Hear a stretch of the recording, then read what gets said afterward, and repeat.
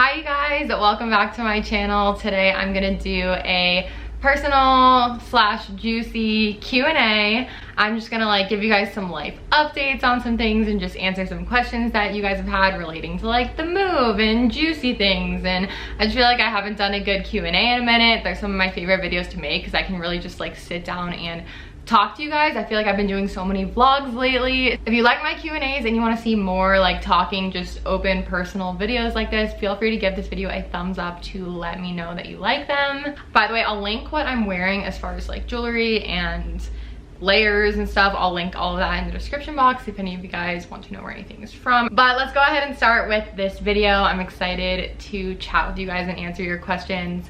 I'm taking your questions from Instagram stories, so if you guys don't follow me over there, I'll put my Instagram on the screen. I've actually been trying to post more lately on there. I feel like I've gotten better at Instagram, a little bit better this year compared to my posting over the last couple years. So the first question is from Cole, I think her name's Cole Hill. And they said, how old were you when you finally started to feel like you had your shit together, LOL. I love this question because it reflects on something that I feel like is one of my biggest life lessons that I truly have learned, and I truly believe it. And that is that nobody really has their shit together. People appear to have everything together, but nobody walks around all day just damn, I'm so together, I'm so adult, I never thought I would get to this day.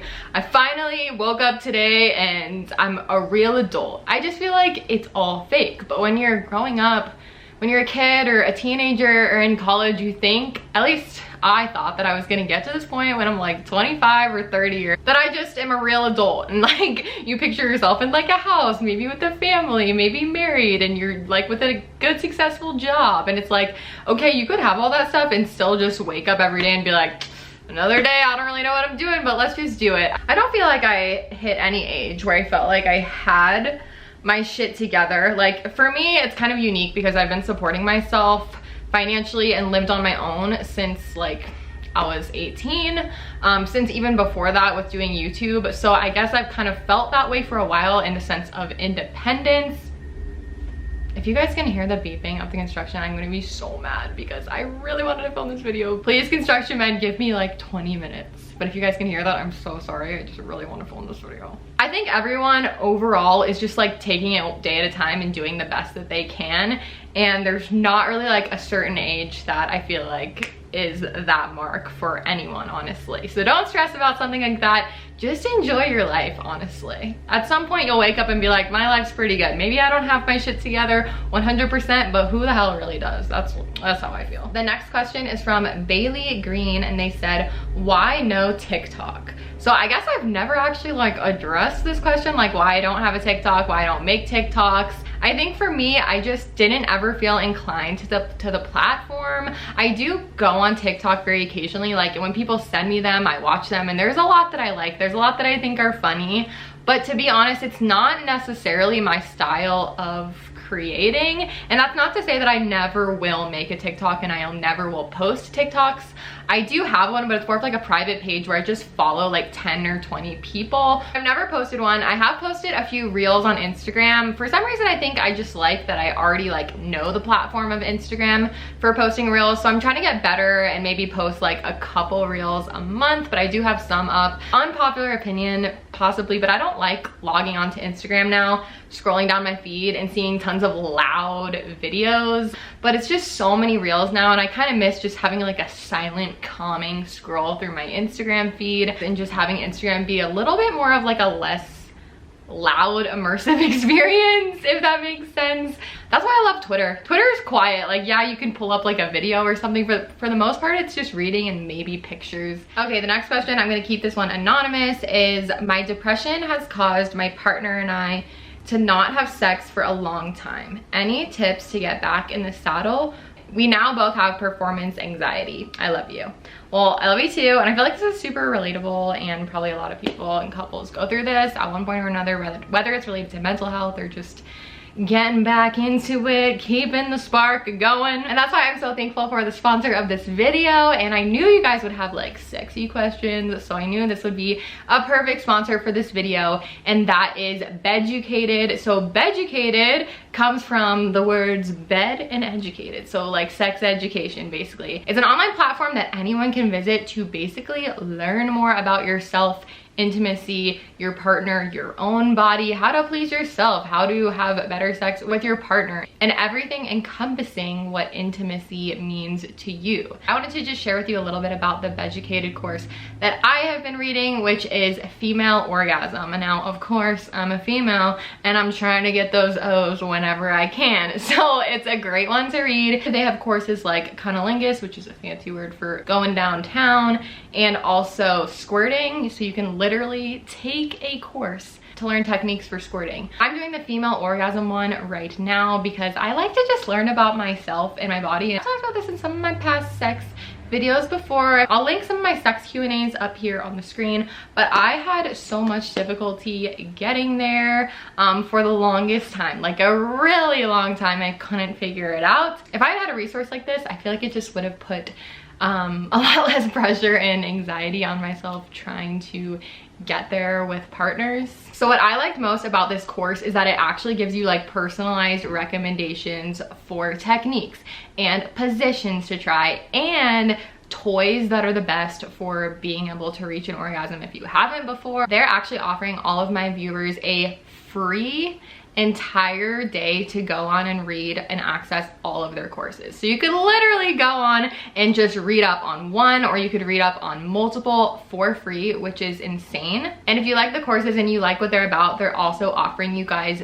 70% off a yearly pass, which is pretty amazing. I mean, it's literally like higher than a 50% discount. So the coupon code for that is just Lindsey. You can level up your love life and join beducated for only $7.99 a month with that discount. To sweeten the deal, it's not just for your first year. That discount is actually gonna lock you in for as long as you want. Even if you're just single, you guys, I think it's so fun and so important to like learn your body and know your body and be able to like please yourself before anyone else can please you. So that'll be the first link down below in the description box. Remember, you guys can view all of their courses for a day for free, and you can also access the discount. So thank you so much to beducated for sponsoring. I love having just like open brands that are comfortable with me making sex videos on YouTube, because y'all know a lot of times they get demonetized. To go back to the original question about getting back into it and having performance anxiety, I would say first of all to check out some of the courses on beducated for free, but also I would say start off just slow and not like rushing into a sexual experience. This is what I would do, okay? This is what I would do. I would just like create a non-intimidating space for you and your partner. So I would start off by just like offering to give your partner a massage, and that doesn't even have to be like sexual, you know what I mean? It can just kind of like get you feeling good and just like comfortable, and then maybe your partner can give you a massage or just like a back scratch. I find that that is like so just like relaxing. So starting off there and then just like slowly easing more into it and just like kissing them on the neck while you're massaging them or whatever, and then just like go from there. I guarantee if you start off slow and you just like relax with your partner first and then see where that leads you from there, but not this like idea of like, okay, we're gonna have sex tonight. I mean, I know that sometimes you have to plan it into your life, but I think that it could be really nice to just start off slow and even surprise your partner. Like if you really want to surprise your partner, if that's kind of like a vibe that you think they could be into, you could go down on them in the kitchen. You could just like be on the couch and just rip their pants off and be like, I want you right now. But like I said, I think easing back into it maybe slowly, since you said that you guys have some performance anxiety, would be a great way to start. Don't even feel like you have to have like sex. You could literally just like be intimate and enjoy each other's sensual company without actually having sex, you know what I mean? The next question is from Molly Corbs, and they said, what's the biggest lesson doing YouTube has taught you? I've been doing YouTube for over 11 years now, and I know a lot of you guys have been watching me for like 10 years now, or 11 years, which is crazy, and I just thought about it for a little bit. I think probably the biggest lesson for me, truly what YouTube taught me that going into it I would have just never expected, is that you, especially in this day and age, I think anybody has the tools to follow their passion and follow their dreams in whatever way that is. Like if that's creating videos on YouTube from your phone, or having an Instagram account and like sharing one of your passions that way, or creating an online store, a small business, an Etsy shop. I think nowadays, especially in 2021, there's so many ways to just capitalize on what your passions are. And YouTube allowed me a space to do that when I wasn't even planning on starting anything, you know what I mean? And if you had told me 11 years later this was still going to be my full-time job, like, YouTube has allowed me to support myself since I was 17, 18 years old. That is a privilege. That is very lucky. But because I made a decision to be committed to making videos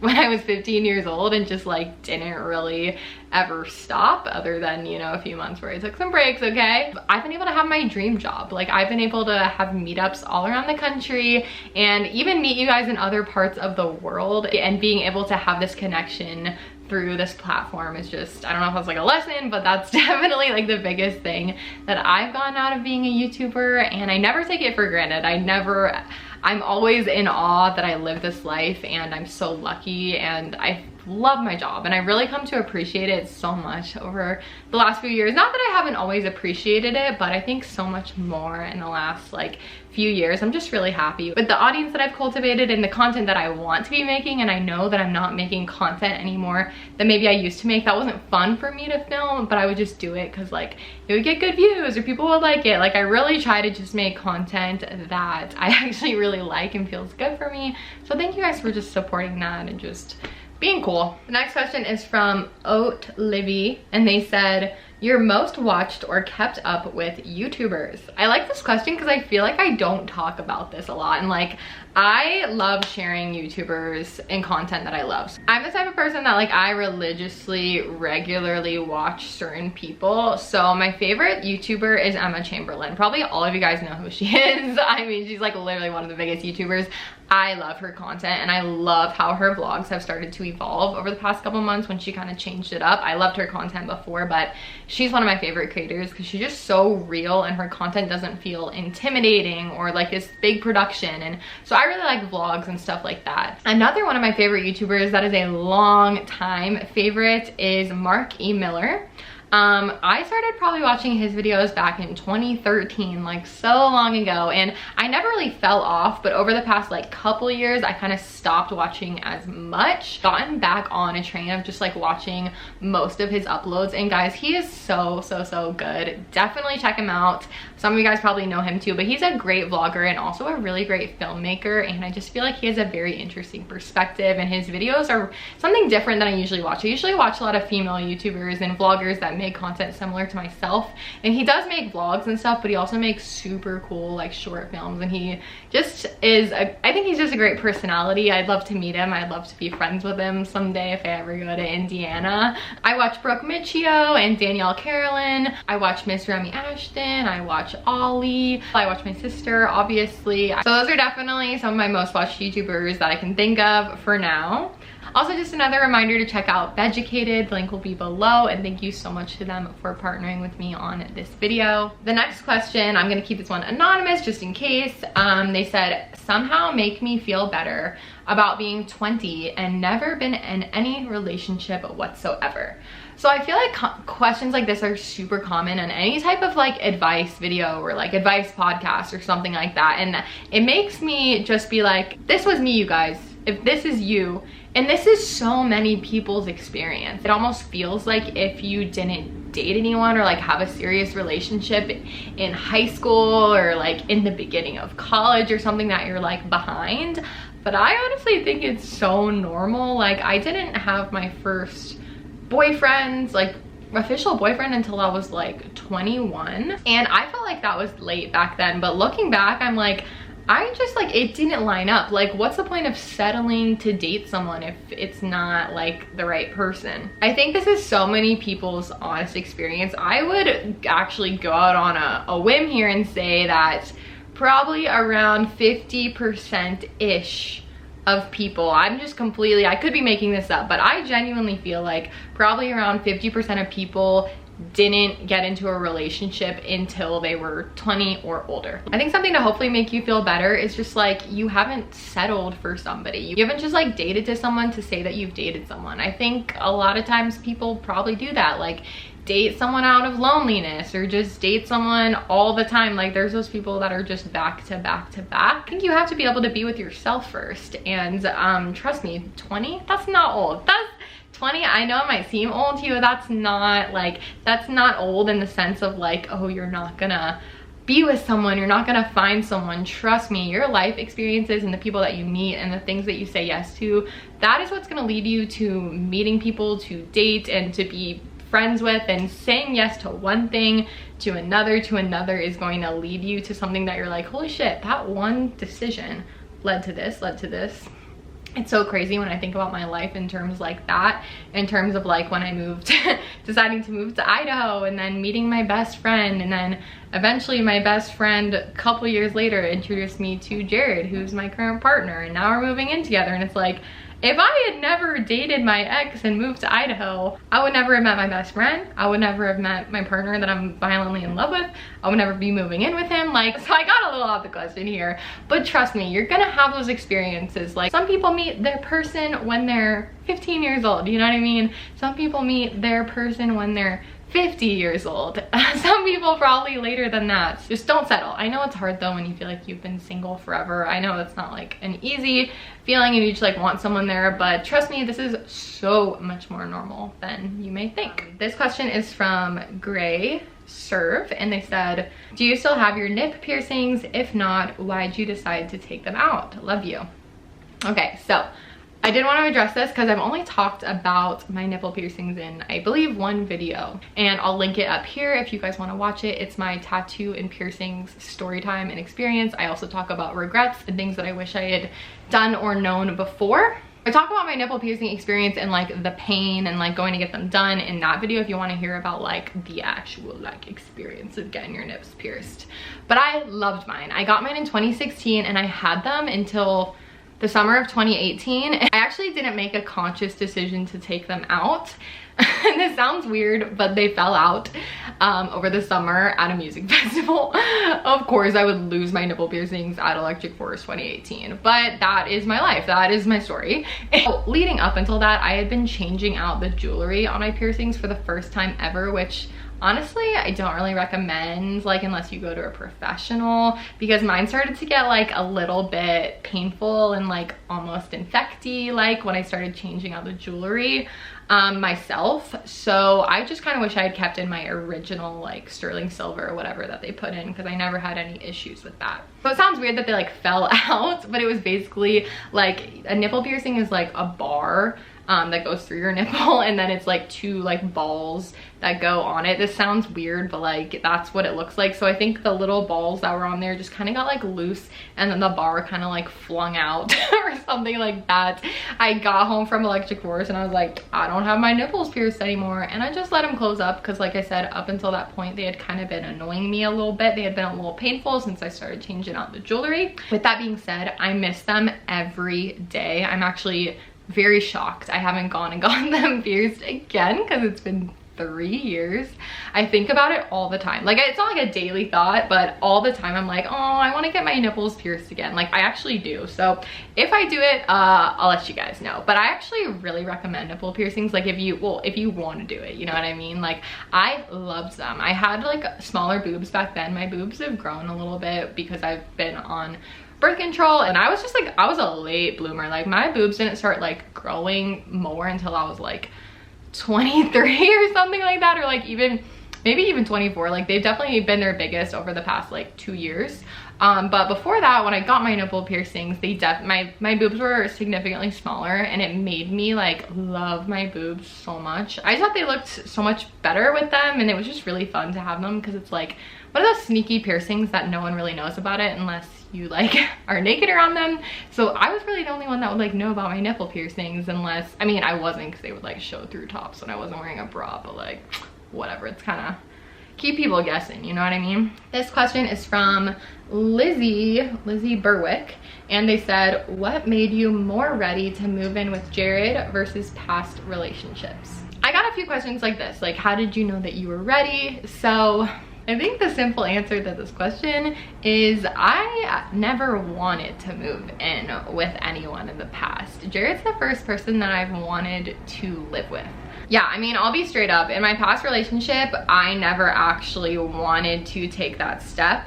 And I think that just goes to show it wasn't the right relationship, it wasn't the right person, and it wasn't the right timing. We did discuss moving in together, but we never made any concrete plans to actually do so. It was kind of just one of those things that was always like, oh, in the future, like we're going to in the next few months, I guess the difference is just that I know that I want to live with Jared and I've been really thinking about it for a long time now. Every single time he leaves my house, I get sad. I wish that he was there all the time. I seriously miss him every second that I'm not with him. And I know that when we live together, I'll probably not experience those things quite as much because we'll be together a lot more often. I guess that's just basically how I know, is that I've never felt this way before. I've never wanted to actually move in with anyone before. So I'm very excited, and obviously it's gonna be like a learning experience. Get Fit with Jen says, what is something you do on the regular but don't vlog/share? I really like this question because it's different, you know what I mean? It's like, tell us something that we might not know about you. Some of you guys know this about me if you're like deep into like my Twitter and stuff like that. Every single night when I go to sleep, I mean, unless Jared's over, I won't like play my videos if he's here, but every single night that I go to sleep when I'm alone, I fall asleep to tarot YouTube readings, and sometimes I'll be listening to them for like 2 hours straight. Sometimes it just takes me a while to fall asleep, or I'll be really into the reading.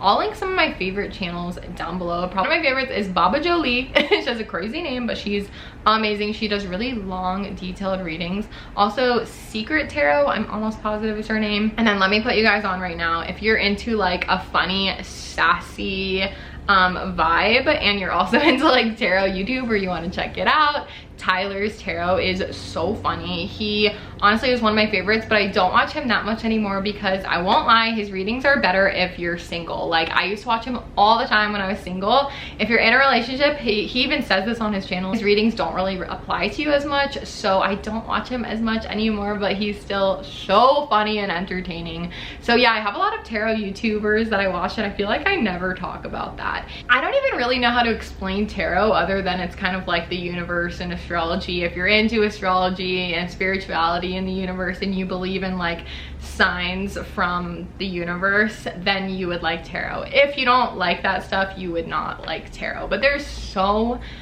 many good tarot YouTubers that I watch, and I try not to also take it too seriously, you guys. Like, I'm not gonna watch my tarot videos and be like, oh my gosh, like taking hardcore notes, like I'm gonna apply this to my life so strictly. I just like to listen to it when I fall asleep, and it just makes me happy. It's just one of my little things that I like. So I like that question. Next question is from Vanessa, and they said, do you smoke weed, and if so, how often?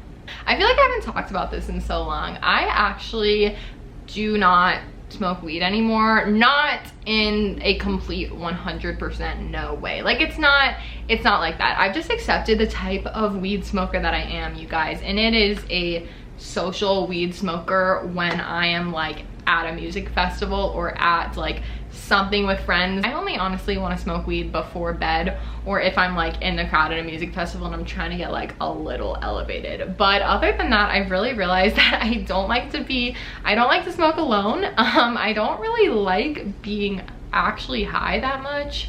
I like CBD a lot because it calms me and kind of just relaxes me, but you don't get high. So CBD has become a new interest. Anyway, I didn't have like an epiphany moment, honestly, but just dating a stoner in the past and then not dating a stoner anymore, I was around weed multiple times every day to like literally never, because I realized that like I would only smoke sometimes because they were smoking, or everybody socially in the group was smoking. And it wasn't like a peer pressure thing. It was just more like sometimes I wanted to and sometimes I didn't. It's just more something that I realized. I think I kind of like had a fun phase with weed for so many years. I actually feel this way about a lot of substances. If you guys ever go to my Patreon, I have tons of, in my highest tier, substance videos talking about everything from weed to LSD to Molly to shrooms, probably to other things too. So you can always check that out if you want to hear me actually talk about this stuff. Anyway, I smoked weed for the first time when I was with my sister, like on our family trip, like a month and a half ago. Before that, I hadn't smoked weed in 11 months. And I wasn't even really trying to not smoke weed. I just didn't really have an interest, and it wasn't something that was like exciting to me at the time. I think it's just one of those things that like me and Miss Mary Jane, we're gonna hang out like once to twice a year probably, and we're not gonna hang out like on a really regular basis anymore. I got so many questions that are very similar to this, and that is anything you're nervous about in terms of moving in with your boyfriend. Like, I know it's gonna be different. I know my living situation is gonna change, and I know I'm gonna have like less alone time than I do now, and I know that like there's gonna be things that we need to discuss, but I've weighed out all those things. I've weighed out the pros and cons for a very long time of moving in with my partner. If we didn't do it now, like we were gonna end up moving in together anyway, and probably 3 months, 6 months, like we could wait another year, you know what I mean? But I kind of just feel like if I want to be with Jared all the time and I want to learn to share space with someone, I gotta just do it. I've never lived with someone romantically, and I think that is obviously a step that most people take when you're in a serious relationship, and I want to be with Jared. I want to be with my partner forever, long term. And this is, like I said, the first time that I felt that I actually wanted to be around someone this much. And I am just gonna take those steps to making sure that we both are able to still have our alone time and all that stuff. So I'll share more of that when I show you guys the new house. I'm honestly not worried about anything. I'm just so excited, and I think I accept that like things are gonna come up. Like, I know that we're gonna have things that come up that we need to talk about, and this means our relationship is getting more serious, but I'm not worried about that stuff. I think that I'm excited to like take on this opportunity. Okay, you guys, I'm so out of breath. I feel like I filmed for the longest time, but I hope you guys enjoyed this video. I love you guys so much. If you enjoyed this Q&A, give it a thumbs up to let me know that you were into it, and I will see you guys so soon in another video. Bye.